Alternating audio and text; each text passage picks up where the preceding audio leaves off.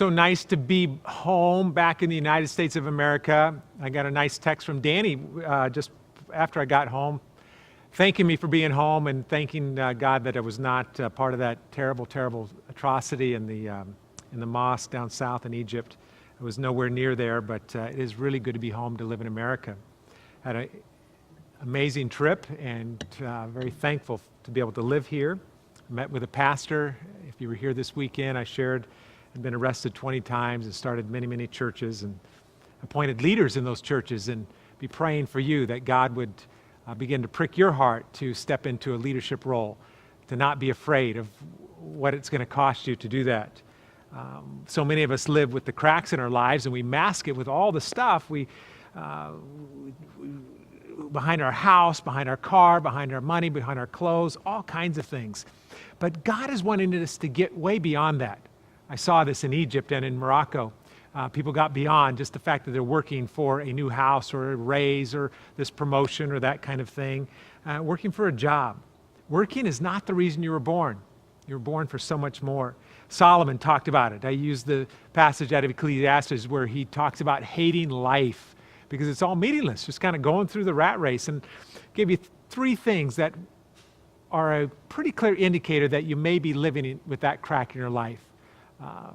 Honestly going through the motions and living life in what Solomon calls a meaningless way. One is you're frustrated. It's frustrated with the way your life is going. Life is useless, and how come things aren't getting any better in your life? The second one was you're tired all the time. Man, just get up and just going through the day, and it's another week, and it's another dollar, and it's another week, and it's another day, and it's another dollar, and it's very, very tiring. Where's the joy? Where's the fulfillment? The next vacation? There's got to be something more than that. And the third one was that life is unfulfilled for you.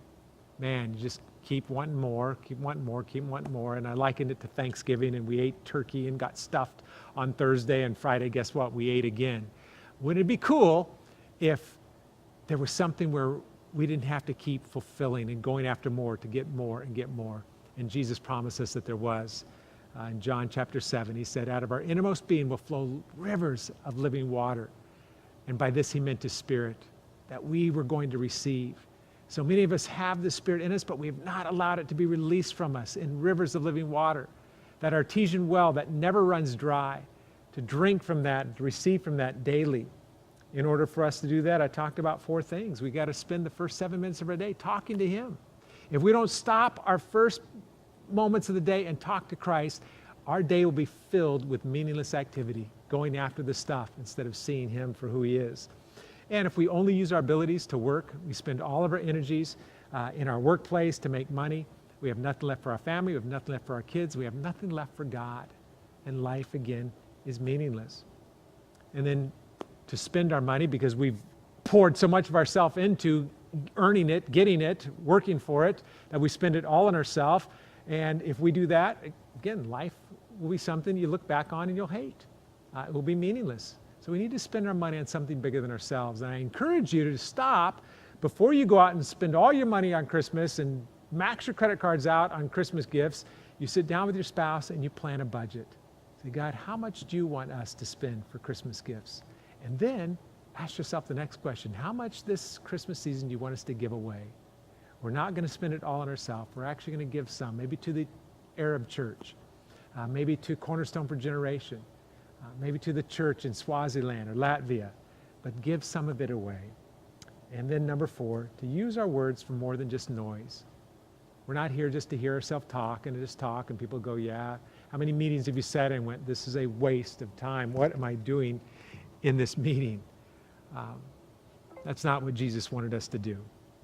He called us to use our voices to share the good news of Jesus Christ, to go everywhere we go to share that good news. If you're afraid of sharing it at work, I'll take you to Morocco, where they will be arrested for openly sharing their faith. Matthew 5 said, let your light so shine before men that they may see your good works and glorify your Father in heaven. If you just allow your life to be an expression of that good news, how cool would it be if everybody in Church on the Ridge, in your small groups, you challenge each other to love people to heaven, to love people with the good news of Christ, to not be afraid and not shirk back. We need one another. You need your small group. You need the people in your life who are going to spur you on to do more with your life than just waste it. So let me encourage you. Set your budget, set your time, spend it with Christ, make a difference in your world. God bless you guys. Have a good meeting.